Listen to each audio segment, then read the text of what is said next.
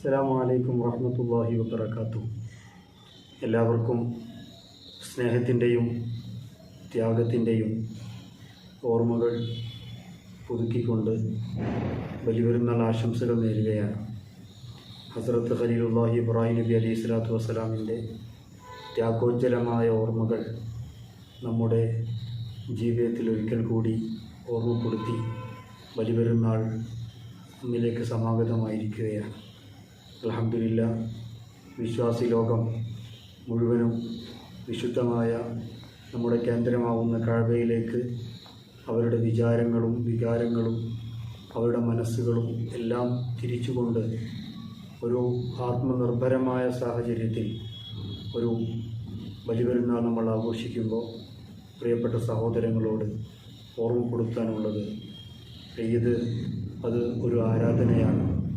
നാളെ ബലിപെരുന്നാൾ സുദിനത്തിൽ നമ്മൾ അല്ലാഹുവിലേക്ക് അടുക്കുകയും പരമാവധി നന്മയിലേക്ക് നമ്മൾ മുൻകടന്ന് വരികയും ചെയ്യേണ്ടതാണ്. നമുക്കറിയാം, നാം ജീവിക്കുന്ന സാഹചര്യത്തിൽ ഒരുപാട് തിന്മകൾ വളരെയധികം ക്രമാതീതമായി വർദ്ധിക്കുകയും ഒരു മനുഷ്യന് നന്നാവാനുള്ള സാഹചര്യങ്ങളെക്കാൾ ഏറെ ദുഷിച്ചു പോകാനുള്ള പശ്ചാത്തലങ്ങളും സൗകര്യങ്ങളും സംവിധാനങ്ങളും വളർന്നുകൊണ്ടിരിക്കുന്ന കാലത്ത് ഇബ്രാഹിം നബി അലൈഹി സ്വലാത്തു വസ്സലാം മുറുകെ പിടിച്ച ഏകദൈവ വിശ്വാസത്തിൻ്റെ ഉജ്ജ്വലമായ ഓർമ്മകളെ നാം അയവിറക്കിക്കൊണ്ട് നമ്മുടെ ജീവിതത്തിൽ ദൈവനിഷ്ഠയിലൂടെ അല്ലാഹു കൽപ്പിച്ച കാര്യങ്ങൾ സ്വീകരിച്ചുകൊണ്ട് നമ്മൾ ഈദിനെ ആഘോഷിക്കേണ്ടതുണ്ട്. നാളത്തെ പ്രധാനപ്പെട്ട ദിവസം ഓരോ വിശ്വാസികൾക്കും സുന്നത്ത് കുളിക്കൽ പ്രത്യേകമായി കൽപ്പിക്കപ്പെട്ട കാര്യമാണ്. പെരുന്നാൾ സുന്നത്ത് ഞാൻ കുളിക്കുന്നു, പെരുന്നാളിൻ്റെ സുന്നത്ത് കുളി ഞാൻ കുളിക്കുന്ന നിയ്യത്ത് ചെയ്ത് ആണാണെങ്കിലും പെണ്ണാണെങ്കിലും എല്ലാവർക്കും പെരുന്നാൾ കുളി സുന്നത്തുണ്ട്. നാളത്തെ പ്രധാനപ്പെട്ട ഒരു കാര്യം പെരുന്നാൾ നിസ്കാരമാണ്. പുരുഷന്മാരൊക്കെ പള്ളിയിൽ വന്ന് സംഘടിതമായി ജമാഅത്തായി നിസ്കരിക്കുമ്പോൾ നമ്മുടെ വീടുകളിലുള്ള സഹോദരിമാർ അവരുടെ വീട്ടിലുള്ള മറ്റു സഹോദരിമാരെ, ഉമ്മമാരെ, അതുപോലെ നമ്മുടെ മക്കളെയൊക്കെ ഒരുമിച്ച് കൂട്ടിക്കൊണ്ട് ജമാഅത്തായിട്ട് തന്നെ 2 റക്അത്ത് പെരുന്നാൾ നമ്മൾ നിസ്കരിക്കണം. നമുക്കറിയാം, ഏറ്റവും ലളിതമായ നിസ്കാരമാണ് പെരുന്നാൾ നിസ്കാരം. സാധാരണ നിസ്കരിക്കുന്ന 2 റക്അത്ത് നിസ്കാരങ്ങളിൽ കൂടുതലായി ഉള്ളത് ഒരു റക്അത്ത്, ഒന്നാമത്തെ റക്അത്തിൽ 7 തക്ബീറുകളും രണ്ടാമത്തെ റക്അത്തിൽ 5 തക്ബീറുകളും പ്രത്യേകം ചൊല്ലിക്കൊണ്ട് ഓരോ തക്ബീറുകൾക്കിടയിലും സുബ്ഹാനല്ലാഹി വൽഹംദുലില്ലാഹി വലാ ഇലാഹ ഇല്ലല്ലാഹു അല്ലാഹു അക്ബർ എന്ന ദിക്ർ ചൊല്ലിക്കൊണ്ട് ഒരു 5 മിനിറ്റ് കൊണ്ട് നമുക്ക് നിർവഹിക്കാൻ പറ്റുന്നതാണ് പെരുന്നാൾ നിസ്കാരം.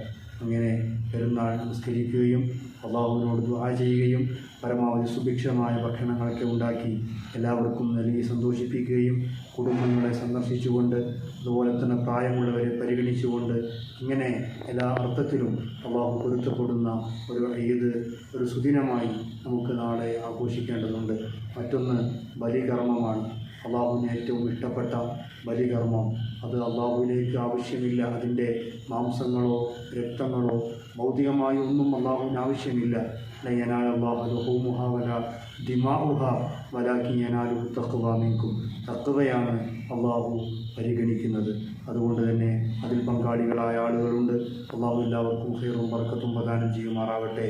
ആ നല്ല ഒരു മുഹൂർത്തത്തിൽ നമ്മൾ ബലികർമ്മത്തിൽ പങ്കാളികളായി അതിൻ്റെ ഹുർമത്ത് പാലിച്ചുകൊണ്ട് തന്നെ ആ മാംസം അത് കഴിക്കുകയും അത് വിളമ്പുകയും മറ്റുള്ളവരെ സൽക്കരിക്കുകയും ഒക്കെ ചെയ്തുകൊണ്ട് അൽഹംദുലില്ലാഹ് ഏറ്റവും നല്ല വിധത്തിൽ നമ്മൾ ഈദ് ആഘോഷിക്കണം.